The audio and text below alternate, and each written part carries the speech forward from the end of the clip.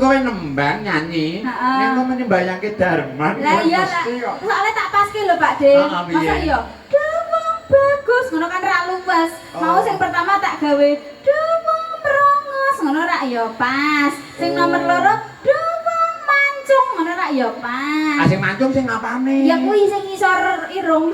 Oh, moncong putih. Oh, men. Ra apa-apa ning kaya ngene kok ya payu. Ya oh lagi. Iki Mas Nasa, tiket alus sing sengkring sengaki ya sini. Komen-komen kok ya payu. Oh, kowe ora ngerti Pak Suyono, Mas Suyono, Mbak Irmawati. Aku kan ya koresi diri to. Iya. Anu wae Mas Yono.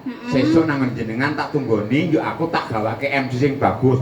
Ora Pak De, aku seneng sing kaya niki. Ngono. Nyuwun pirsa kae. Jane sing disenengi niku napane to, Pak? Lah nimbane Dimas Tejo wae turah duit. Turah. Nang apa kok seneng kok ngene? Oh. Ora ngerti kok kajabane wong siung pengapit. Arep ngrasake, Bang. Hah?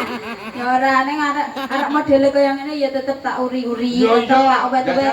Aku ora nyambut gawe yo kan melu sapa? Ya ora. Heeh, ya aku dadi bingung. Lah nyuda konsumen, ya ora. Nah, wis sasi melu aku ping pira? 24. Nah, nanti ora. Ayo mangkat. Aja sembarang wong bagus.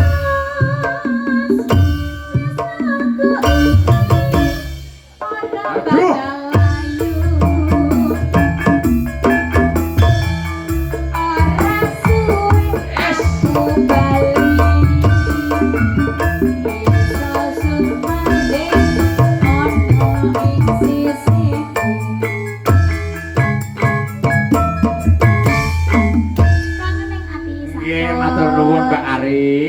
Konco penyanyi saking Kemiri Purworejo sowan tinimbalan penyanyi Pak Yono, Ibu Irmawati anggenipun mangayu bagyo utawi